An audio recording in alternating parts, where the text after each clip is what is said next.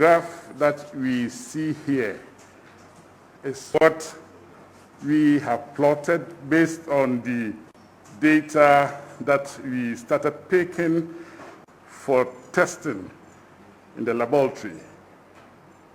The management of every outbreak, we have the mandate to plot what we call epidemic curve. Plotting epidemic curve, the best variable should have been the date sample was taken, and you use the various daily case incidents to plot for cases confirmed COVID. This data, I will explain later why it's not really available. The proxy next to it is the date the patient was seen at the health facility. Again, there is a challenge and a bit of gap, and for that reason, it's not complete.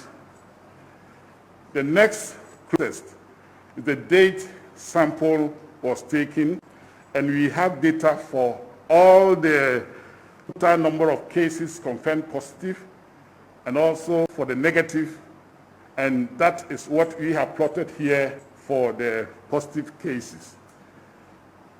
The model that Ghana took, it's difficult to get the date the person reported to facility and also the date sample was taken, because we are waiting for people to show signs and symptoms.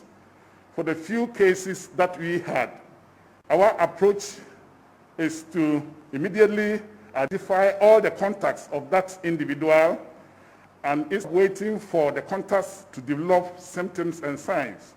Immediately as we identify individual as a contact, we take samples from all the contacts and send to the lab to test to enable us to pick all the infected cases as early as possible, put them in isolation to make sure our communities are as safe as possible.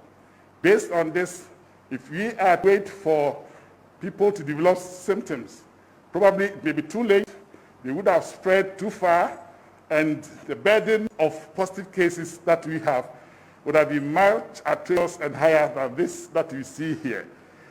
So I say that we have a gap with regards to the number of cases that have signs and symptoms. That is a rationale. And those also that reported to the facility a particular day. Most of the people did not report to the facility.